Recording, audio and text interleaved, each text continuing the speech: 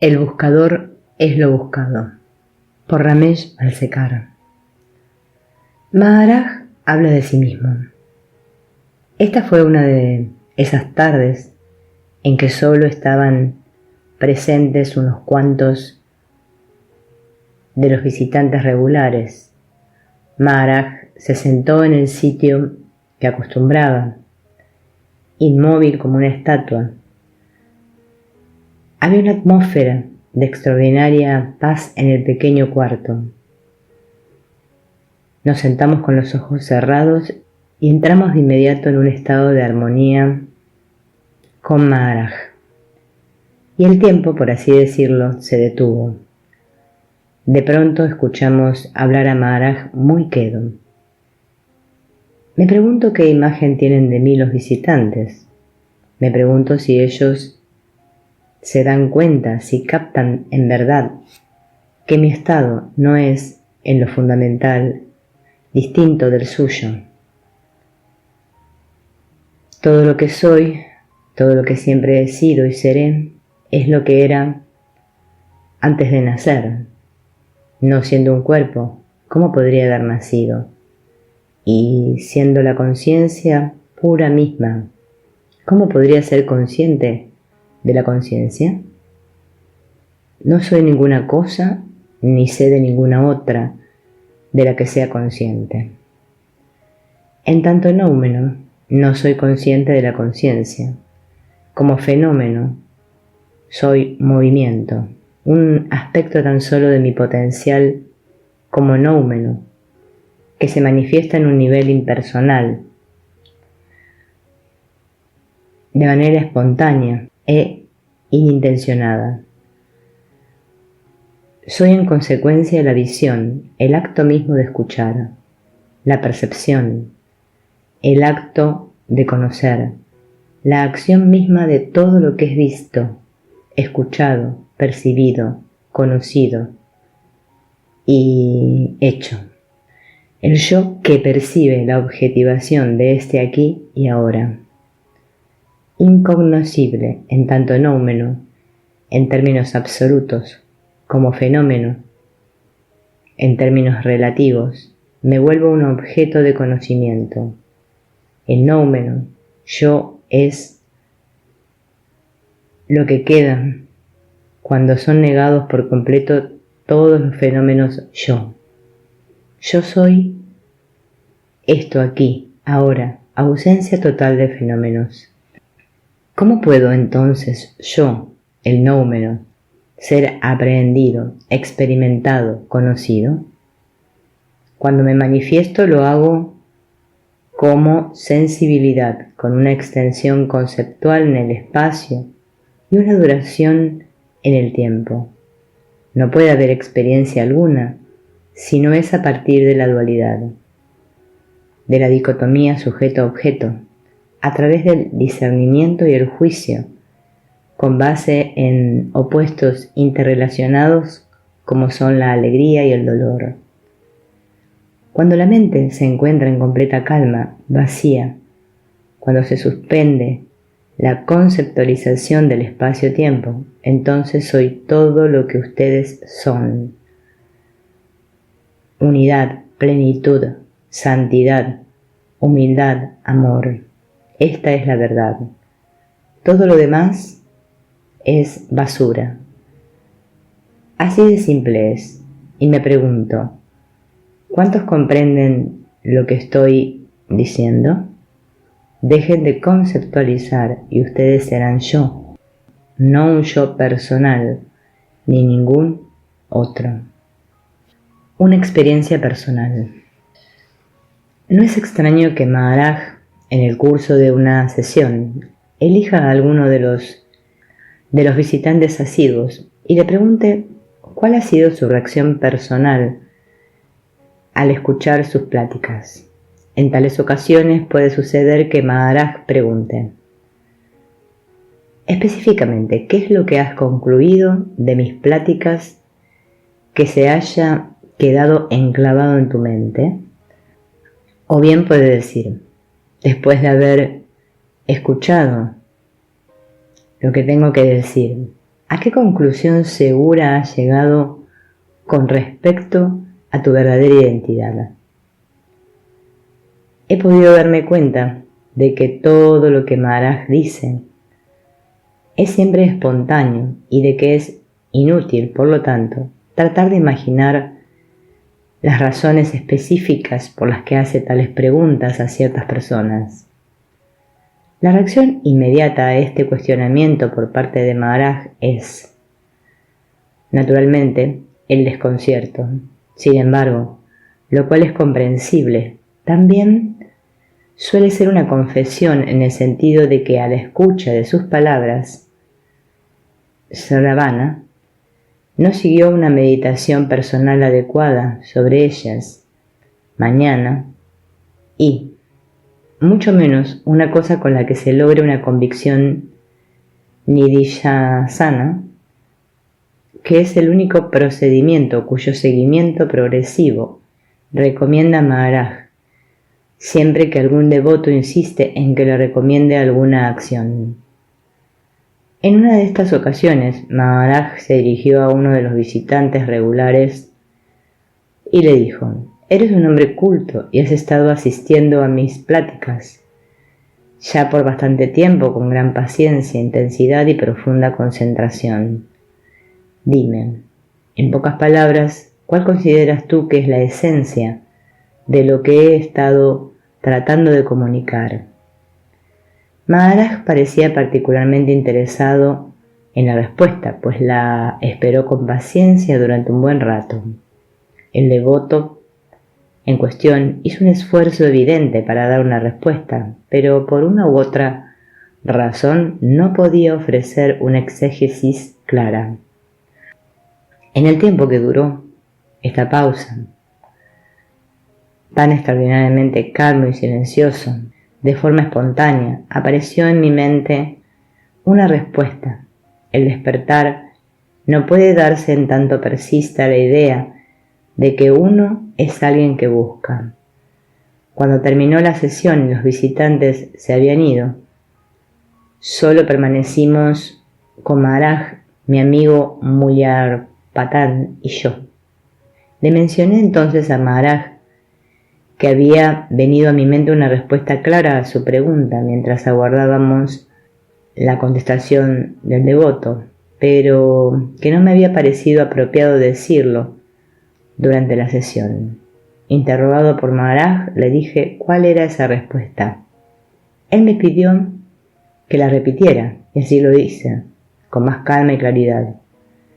Al escucharla, Maharaj permaneció con los ojos cerrados y una sonrisa en los labios por unos momentos. Parecía complacido con la respuesta.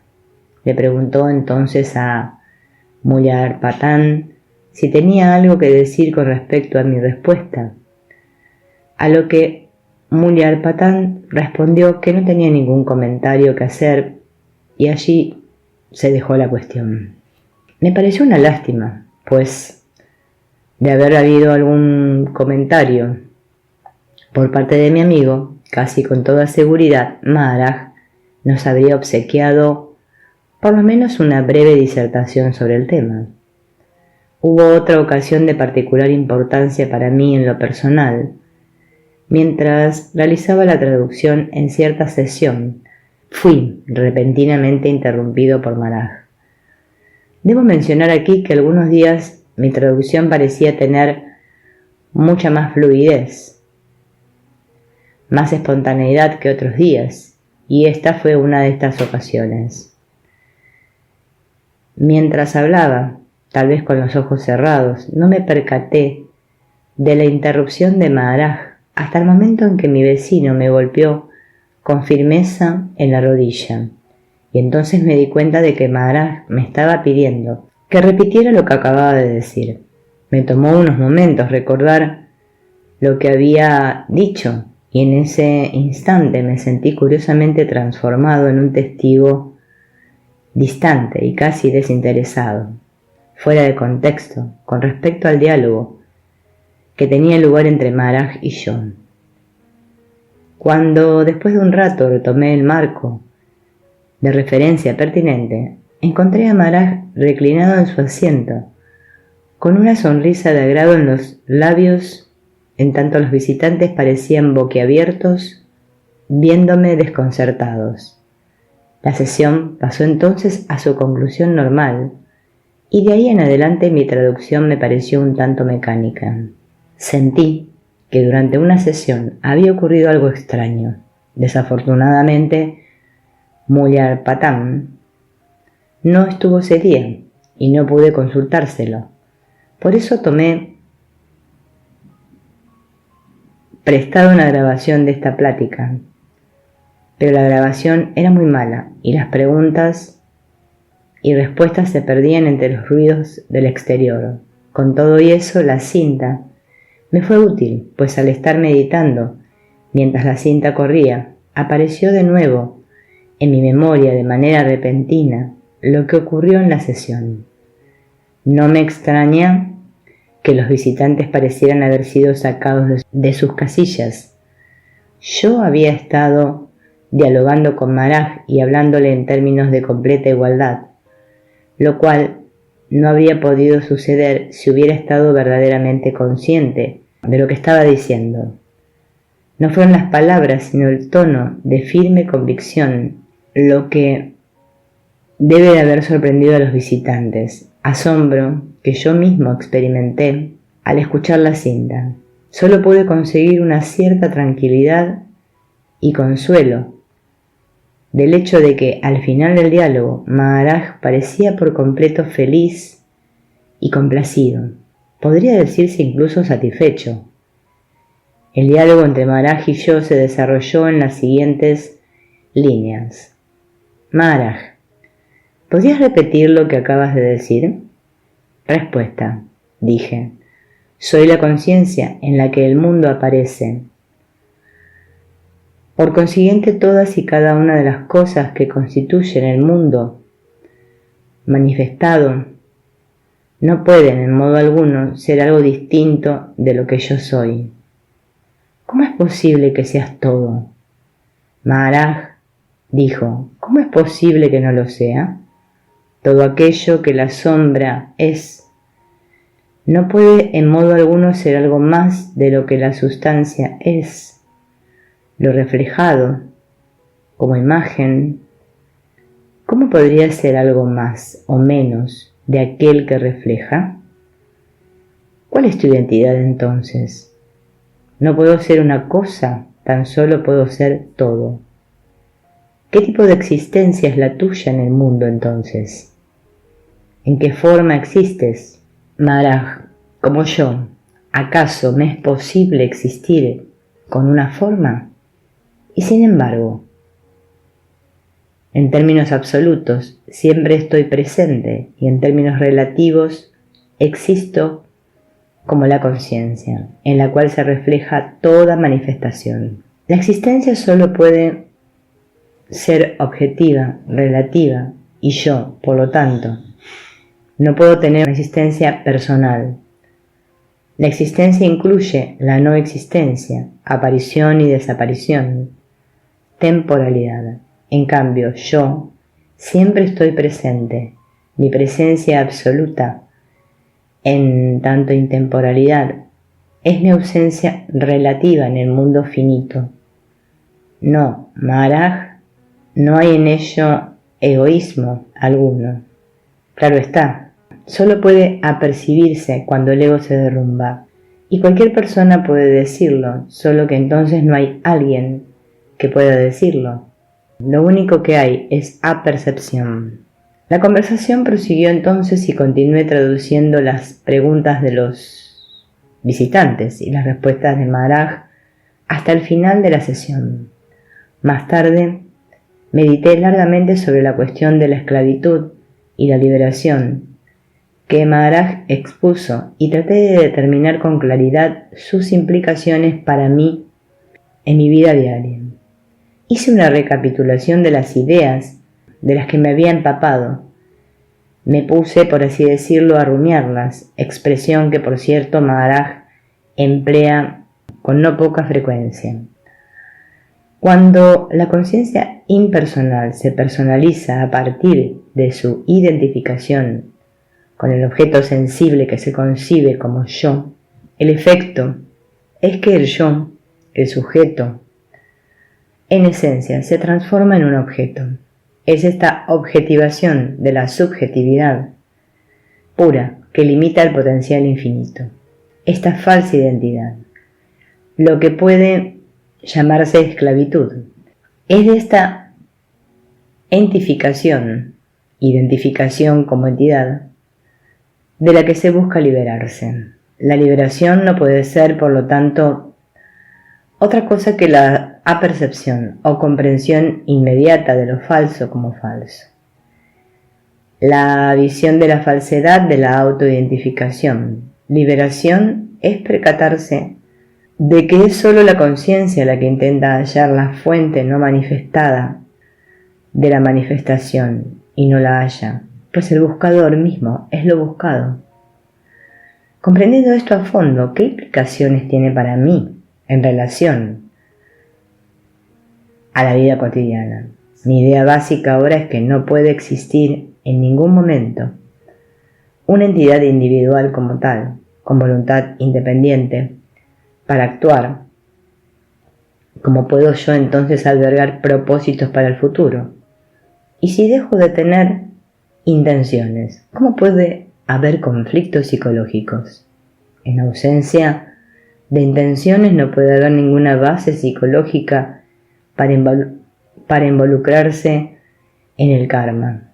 Habría entonces una conformidad completa con todo lo que pueda suceder, una aceptación de los sucesos sin sentimiento alguno, ya sea de logro o de frustración. Esta forma de vida sería pues no volitiva, una ausencia de voluntad tanto positiva como negativa, una ausencia de acción y de omisión deliberadas.